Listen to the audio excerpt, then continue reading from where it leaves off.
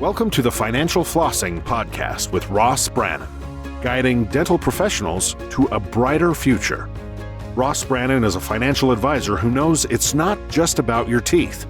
He helps dental practice owners protect and maximize today's cash flow to plan for tomorrow's cash needs. Find him at rossbrannan.com. On the show, he brings together experts to help dental professionals looking to make smart money decisions to grow their income, turn their retirement goals into reality, and improve their lives. And now, here's your host, Ross Brannan. Welcome to the show. My guest today is Scott Manning. Scott has dedicated nearly 20 years of his career to helping dentists across North America create successful businesses based around their values and goals, with a focus on transforming dental practices in order to maximize the degree to which dentists experience happiness, fulfillment, and of course, profit. Scott, thank you so much for coming on the show today. Well, Ross, listen, it's my pleasure. For heaven's sake, you inviting me is a great honor, and Financial Floss is making a big impact on many people who hear it, and we happen to have some clients in common, and certainly some listeners and readers too. So I'm sure happy to be here. Well, just so everyone knows, your team sent me 3 of your books to review before our podcast. The first one being How Any Doctor Can Experience Dental Success Today. The second one being The Complete Guide to Creating a Highly Profitable Dental Practice That You'll Actually Enjoy. And the last one being How to Create Your Ideal $1 Million Schedule by Getting More Done in Less Time. Well, I'm going through the yellow book, How Any Doctor Can Experience Dental Success Today, and I'm highlighting things left and right. This book is fantastic. And just so you know, if you're listening, you should go on Amazon and buy it, or go to his website and buy it. But I just want to dive into this book and ask you questions about things to comment on about really how someone who owns their own practice could achieve the freedom that is possible from owning a business. I'm a big believer, and you and I talked about this offline, and I've said this no less than a dozen times, there's 2 extremes in the dental profession. Dentists who own their own practice, but they really just own a job. It's a good job, but it's a job, versus a business owner who happens to be a dentist. Do you also see that, those 2 opposite ends of the barbell, if you will? Well, Ross, first of all, thank you for the nice comments. I mean, if only I could get doctors that excited about what they read.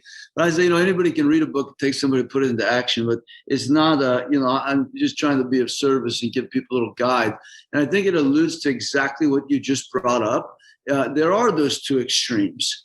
And a lot of times doctors just don't know the difference, because they see becoming a doctor as the success.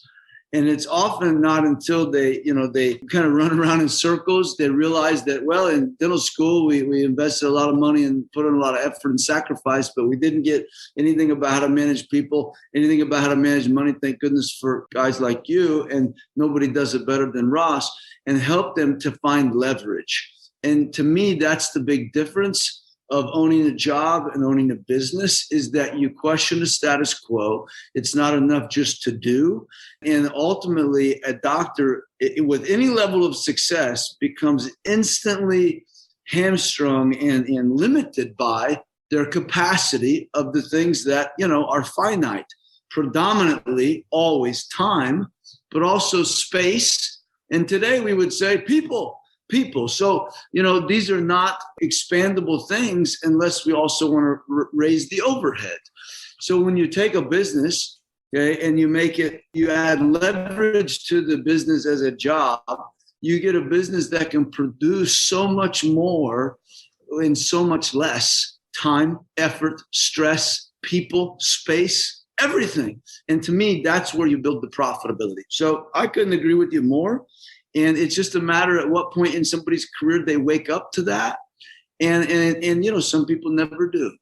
You're so right. In dental school, you only learn the clinical side. You don't learn finances. You don't learn business management. I've met people who are trying to sell a practice just because they hate managing people. And I'm like, that's just not a good place to be in. But the one thing you talk about in your book is like, all right, figure out what you want and then reverse engineer it.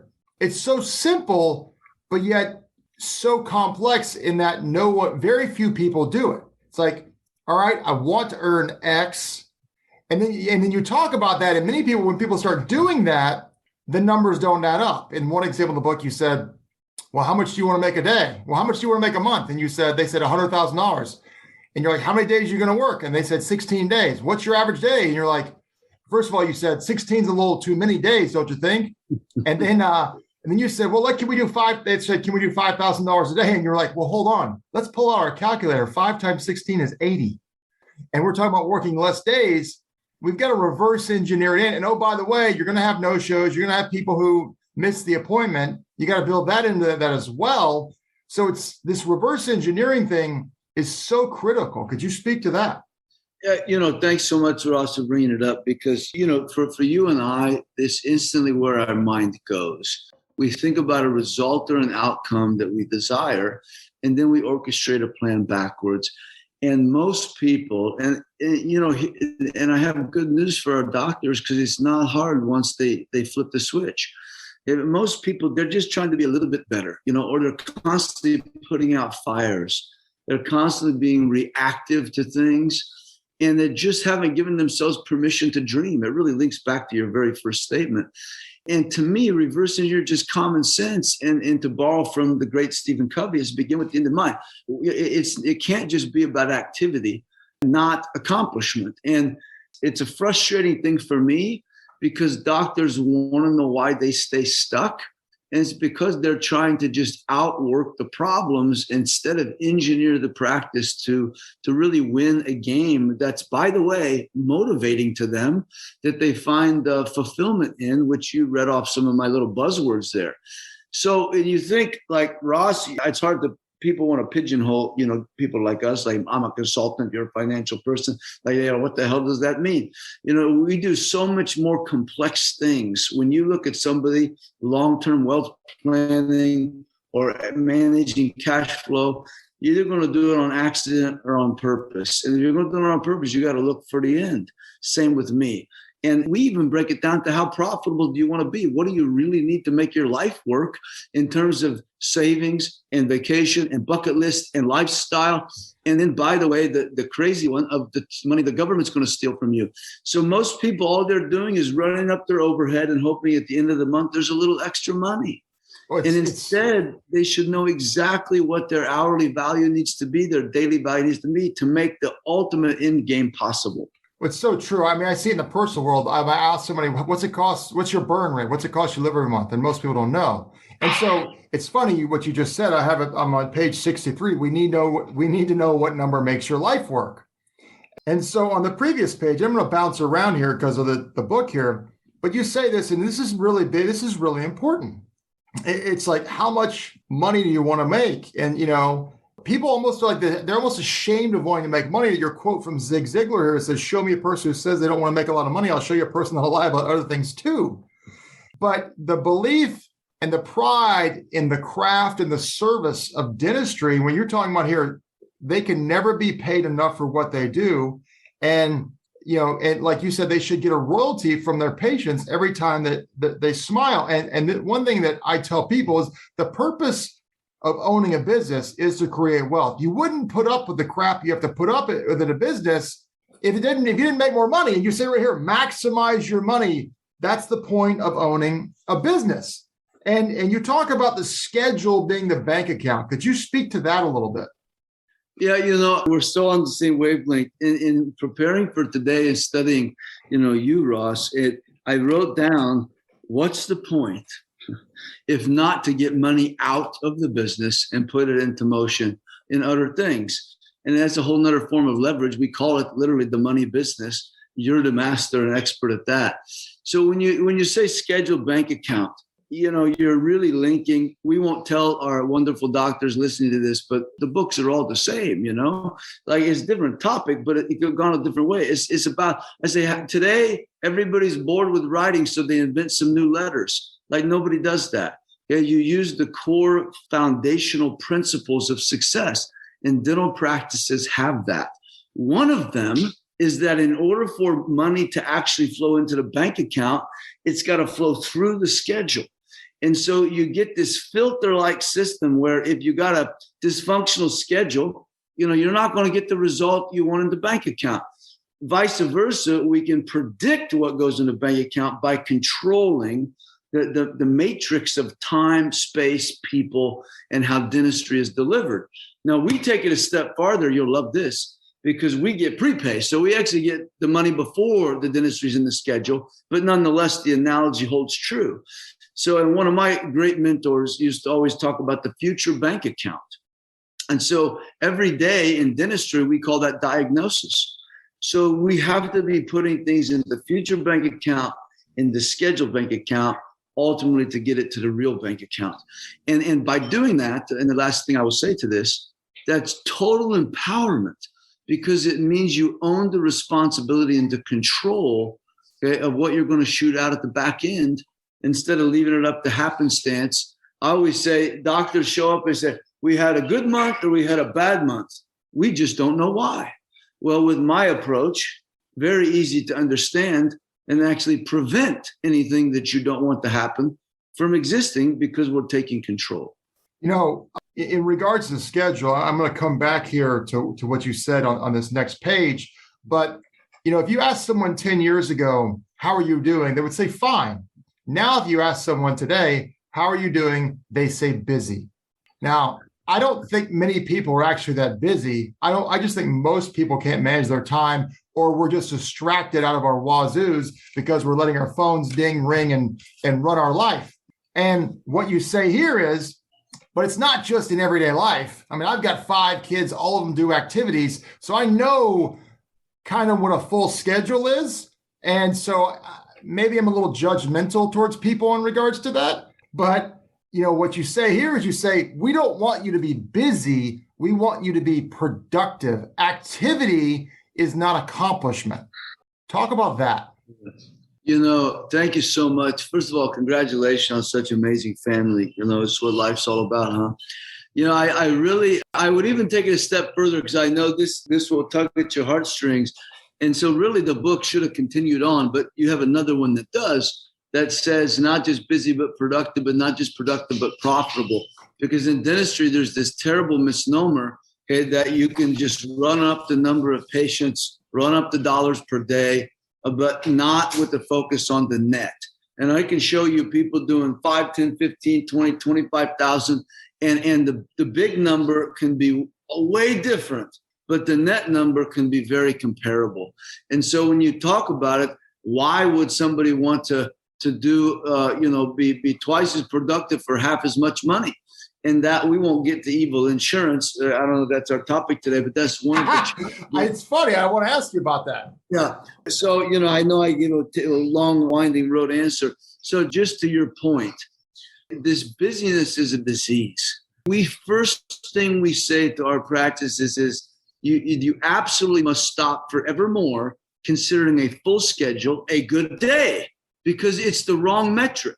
I'd rather have one patient, have nothing else to do the rest of the day, and do a lot of dentistry. And there's people out there that judge by quantity. And I always tell people that we can get you a lot of patients, but if all you want is a lot of patients, you're coming to the wrong place. If you want a lot of meaningful dentistry, on the other hand, then bada bing, bada bang. The right doctors that are what we would consider like the high-level dentists, everybody's dream is as few patients as possible, doing as much dentistry as they need. And that's something special. So you talk about these anchor appointments in the morning and getting ahead of the schedule. So talk about that, because that, to me, that's brilliant. So like a big case early and versus cleanings and fillings. So talk about that. Well, look, I mean, you really, I'm a very simple man. I mean, this is not a complicated thing. I always say that none of it's rocket science, you know?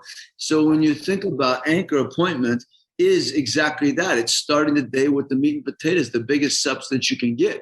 And ideally having the longer appointment doing more things, which reduces the stress of the day, because the stress is in the transition, the room turnover. It's in the patients in and out.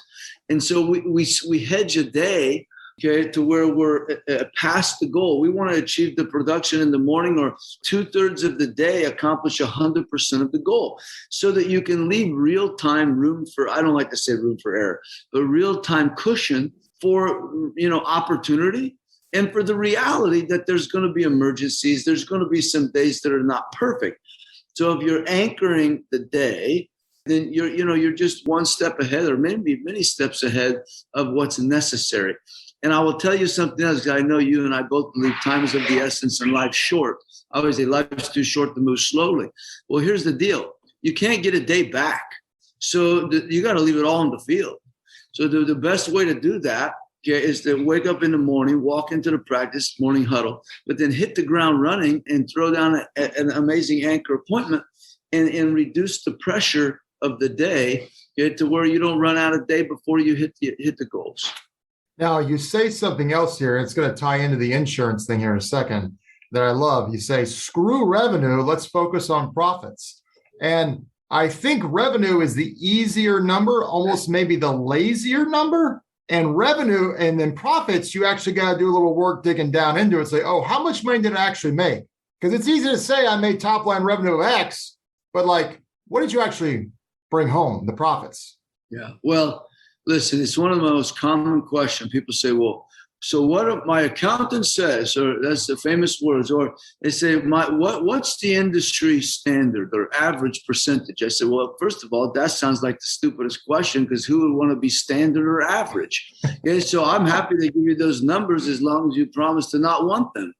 Okay, but at the end of the day, when you reference this, it's like if every doctor, and boy, the smart ones do, if every doctor comes to you and you just say, well, let me pull out my sheet of paper that lists out the formula that every dentist should want, and tell them they need a certain amount of dollars in the bank to be able to retire or live the life of their dreams without asking them any questions, getting to understand them, knowing how many kids they have, what their wishes and dreams are for other people. So for me, when you talk about revenue, it's just an irrelevant number because you don't know all the other details. So I want to focus on the number that drives their life. And by the way, that's how we can calibrate this whole work-life balance, of course, is a joke. It's not actually. People think they hear work-life balance is like this 50-50 equilibrium. You say you're damn right. It's 12 hours a day, right? Okay, so, but the main point of this is that if we understand the leverage points in the practice, we can ramp up the profitability without having to grow revenue at that same rate. And so that's where we get the whole work smarter, not harder, which is, kind of my shtick. And more life outside the practice than inside. Well, so let's talk about insurance versus fee for service. And because, honest question, I'm assuming I know the answer, but do you help clients move away from insurance to more fee for service? Because obviously it's more profitable on the fee for service side. Kind of speak to that if you don't mind. Sure. Well, I always tell people, I'm not here to play doctor. I'm never going to tell you to work faster, to charge more, to get in or out of insurance, or how you should do your dentistry. But my job is to be a great listener and to be an architect of their dreams, to put together a masterpiece business plan, I call it a blueprint, that we can then, make happen. So the short answer is 100% yes. Most doctors in insurance want to get out, or they at least want to diminish the impact insurance is having on the culture, the environment, the case acceptance, the profitability of their practice. And I'm not here to force people down a particular path, because I'm the one that says, and the only one, by the way, in my world, you are in yours, that there's no cookie cutter or one size fits all approach to success in life, but also in dentistry. So I always say, if you're out of insurance, why on earth would you get in? If you're in insurance, probably you do want to get out, but there's a whole lot of things we can do regardless of the dynamic to be able to work towards profitability. But Ross, I know, we're just getting to know each other here, fast friends. But I know neither you or I want to wake up in the morning and be at the mercy of what other people tell us we're worth. And so I'm just not going to let people tell my doctors what they should or shouldn't charge. And by the way, not let them play doctor, insurance companies, to tell our people what they should or shouldn't do for a patient, let alone a patient not having to do. It's interesting you say that, because I have a couple of physician clients. One of them said that medicine is the career of diminishing returns, because reimbursements are always going down. Medicare reimbursements are always reduced. And then the insurance companies just follow suit. I was talking to a guy the other day. He's like, I haven't had a raise in 10 years. He's a physician, and he's probably never going to get a raise just because it's all about the insurance payouts.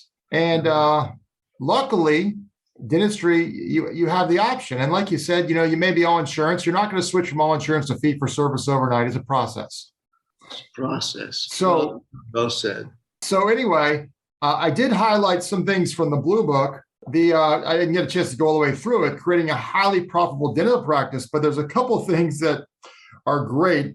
And so you will max out your business ability before you max out your clinical ability. Talk about that.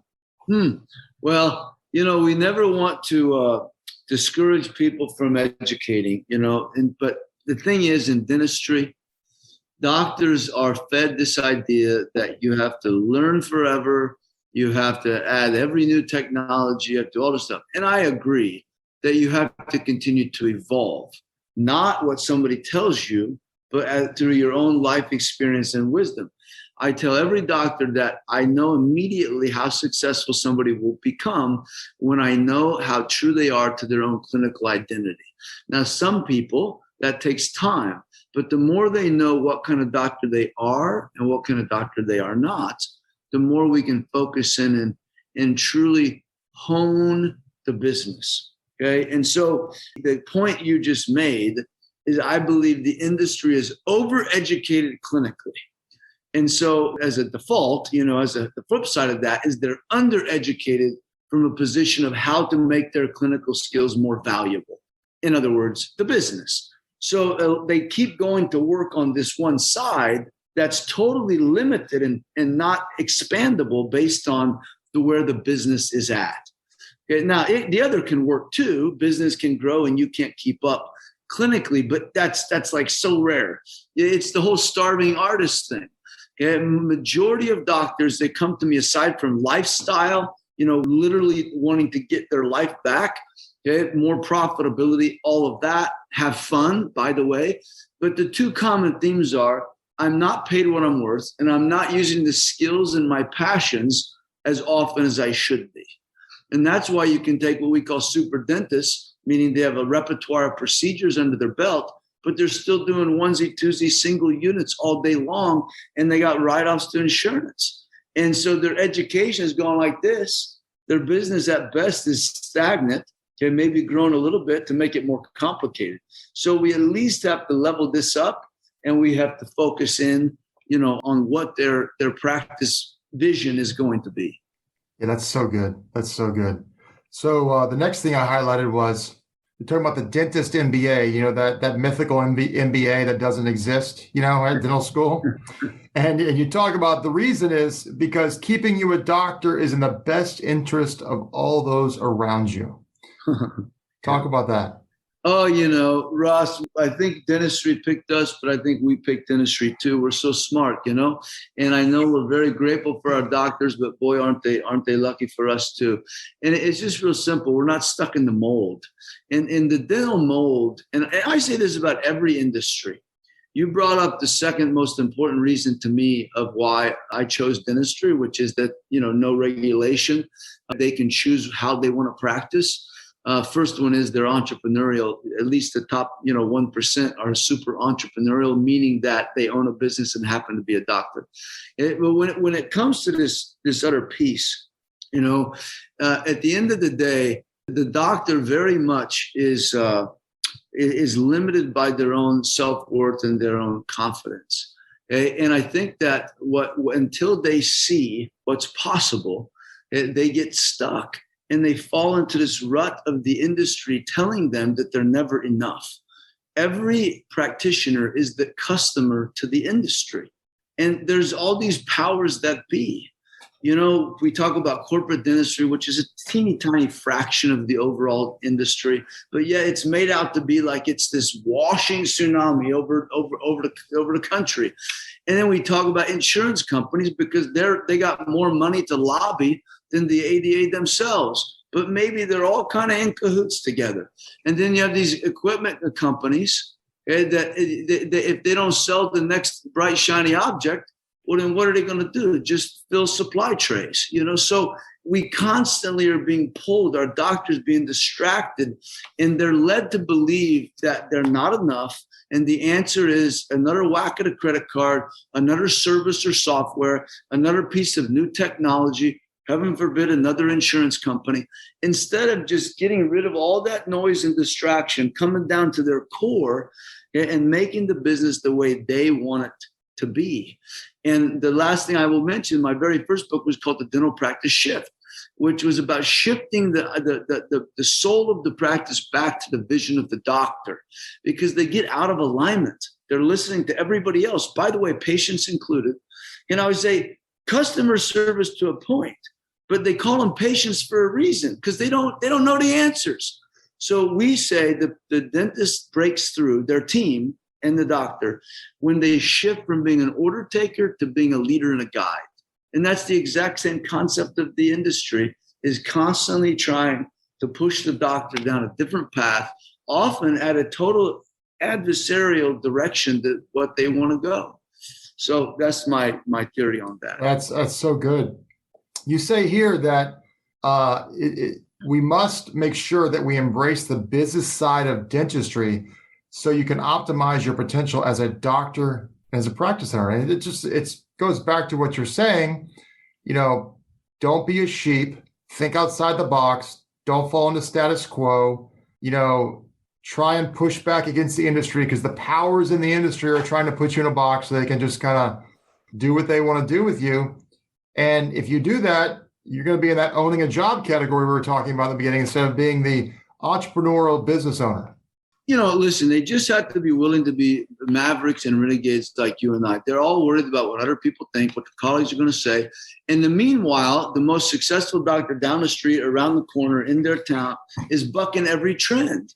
Now, I believe those are probably all your listeners, because they wouldn't be following Ross unless they were entrepreneurial and they had ambition.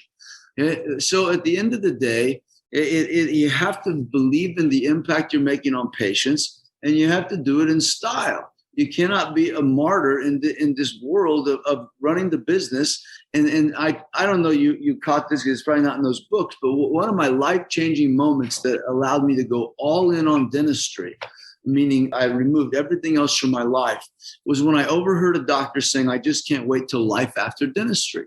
And I thought, that what a terrible thing. Okay, to invest and sacrifice all the things in your entire life to have this career in business, just to be excited to be living once it's over.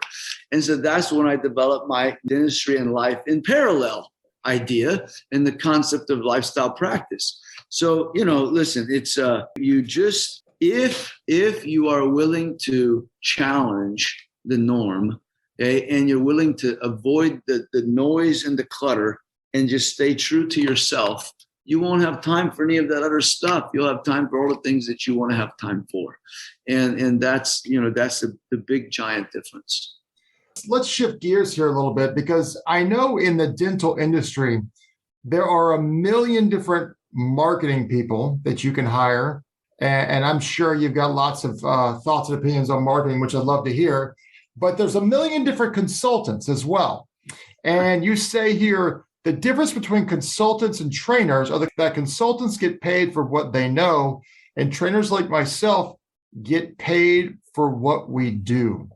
It sounds to me, it's almost like the talking head on cable television or cable news versus the guy who's getting his hands dirty on the ground.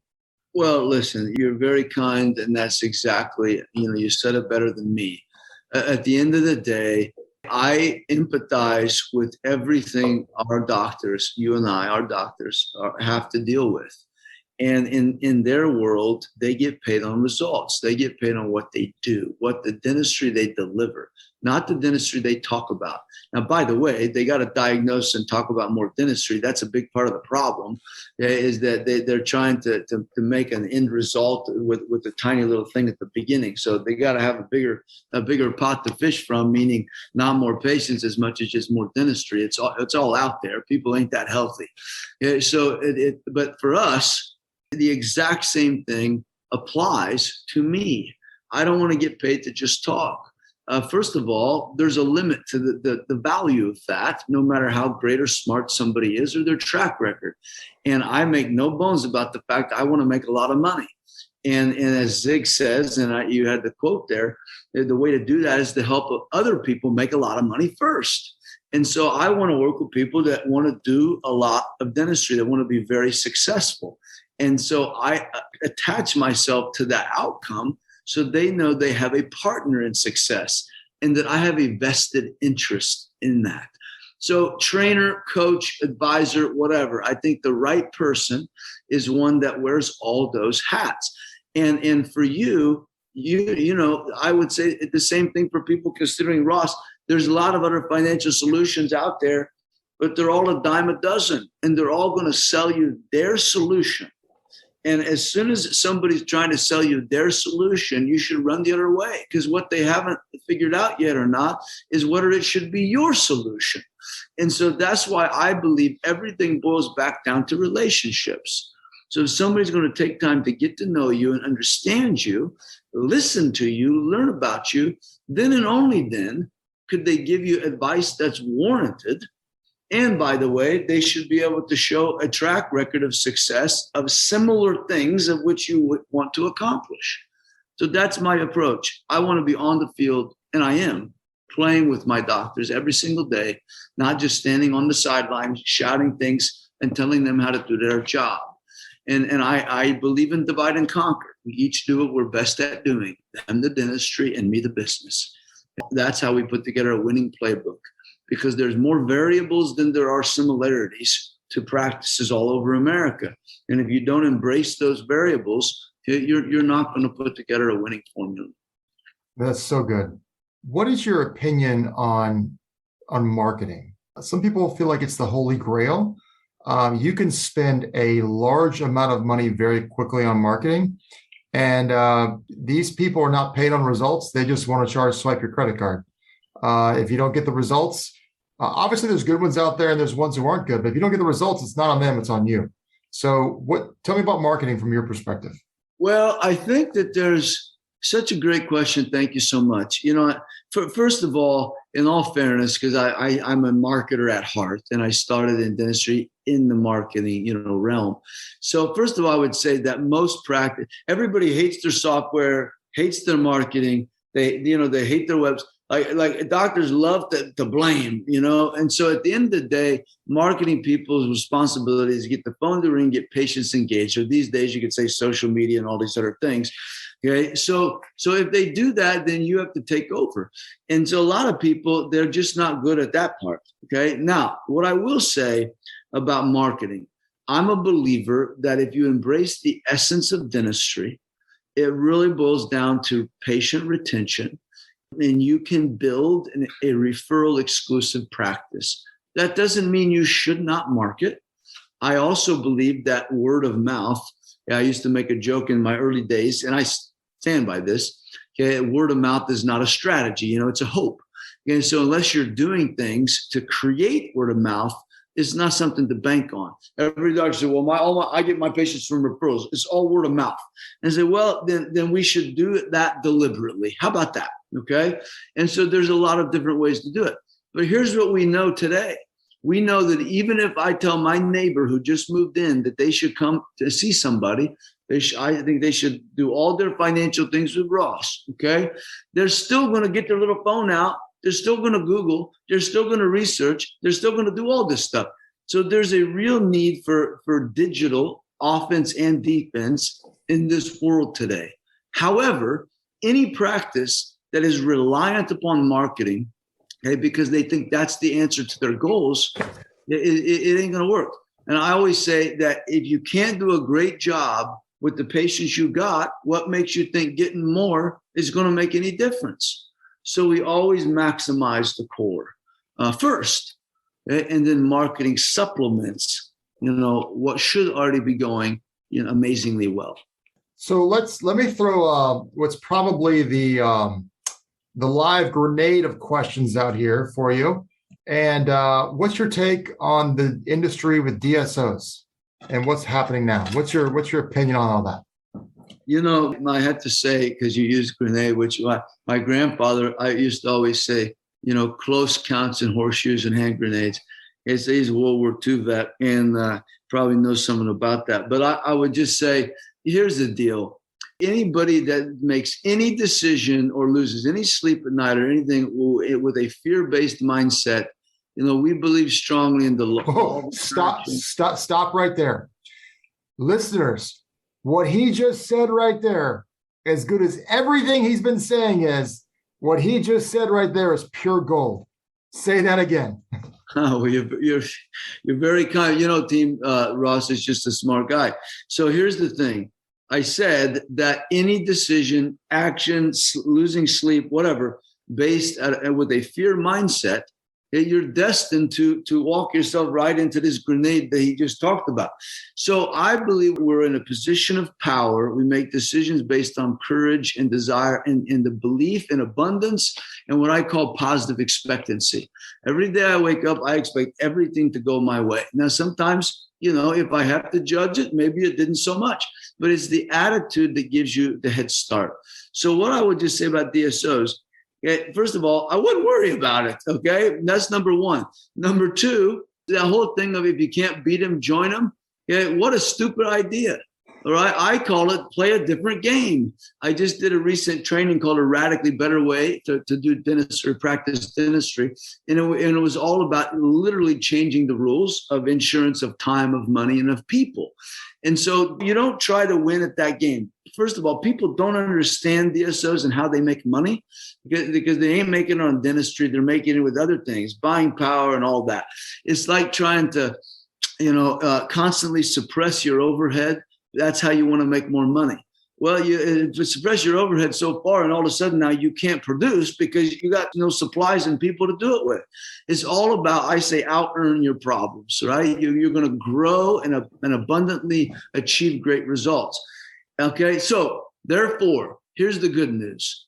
All DSO and corporate industry does is it lets patients like us fall back in love with the idea that was lied about long ago by the government, where you actually get to pick and know your doctor. Okay, so for us, we thrive. Concierge relationships, slower pace-based boutique practices. Every time corporate or DSO pops up or somebody else takes insurance, yeah, you may have to delay gratification a little bit, but all the right patients come back to you because people still and always will value relationship and personality. And the more there is of not that, the more you can have it all. Okay, in your world. But if you try to play that game, you're going to lose because you don't understand the rules of the dynamic of which they're operating under. So instead, we go back to where we began, Ross. Why not figure out what's a victory for you, reverse engineer and build a business of your dreams that you're motivated about, and that you want to work by choice, not by necessity, but you can't imagine ever selling it or leaving it because you just love it so much. And to our listeners, because we could talk about this a lot more, but we're almost out of time here. But to our listeners, Scott and I are both, if you build a practice the way Scott's talking about building a practice, you'd be crazy to sell your practice because you're selling the golden goose. So anyway, two last questions before I get you out of here, Scott, because I could talk to you for another 2 hours, but we don't have time. First question is, what advice would you give a brand new dental school graduate? Yeah, well, thank you very much. And, I'm having a lot of fun myself, and you're a brilliant question asker. So someday I would love to reciprocate and we'd love to introduce you to our Dental Success Today universe as well. So the deal is expedite your experience. Okay, don't let people pigeonhole you. Get as much exposure as you can to as many different things, including potentially practice models. Now, my real advice is that if you got any fire in your belly, a little spark in your eye, and you want to become more than just a doctor, there's nothing better on the planet Earth than being an entrepreneur and an owner of your own business, a control of your own destiny. And every doctor, associate, or graduate, or going to be graduate or resident that I ever talk to, and they're interested in this, I always tell them, the faster you can own, the better. And it's the equivalent of compounding interest in the bank account, Ross, or investing in your future is money. It's time in the market, right? And so you really, the faster you do that, the better. You may want to get a year or two of life experience from scratch or existing practice, or associate with a doctor that you can transition into ownership. All have merit. Okay? I would probably, if it were up to me, I would pick an amazing doctor that values mentoring and that wants to leave a legacy and put their patients in good hands. And I'd go and pay my dues. And I'd have a path to ownership with a doctor that believes in all the things that Ross and I believe in. And you're going to be set up for success so incredibly well. And I'll tell you what will happen, because I have the privilege of doing this with young graduates or associates coming in to our doctors' practices. You leapfrog your future by decades. You achieve things in a few years that it took somebody decades to do that many doctors never do, because you put yourself in the right environment around the things that, are valuable influence to you. Far greater than anything you're ever going to get in school or you ever could get in school, because, it just, as you well know, isn't the real world. That's fantastic advice. All right. So last question before I let you go. I'm a big reader. I read a lot. What books do you recommend that you have not written? Because you've written like half a dozen. But what have you read recently? What do you recommend for reading suggestions? Well, thank you so much. What a great question. I always say, if not your own best promoter, you got problems, because ain't nobody else going to do it. You're doing a hell of a job, giving me a good endorsement here today, and I'm grateful for that. If you don't have my books, or for whatever reason you haven't heard of me, I fly under the radar. It's by design, rest assured, because I practice what I preach and not here beating my chest or standing on the mountain of the industry telling everybody to look at me. I believe readers are leaders. So you have to go to my website and get my book for free as a gift for Ross's listeners and Financial Flossing podcasters. Okay, so Experience Dental Success Today is the website they told me to tell you. Experience Dental Success Today. The keyword is today. Why not? Why tomorrow when it should be today?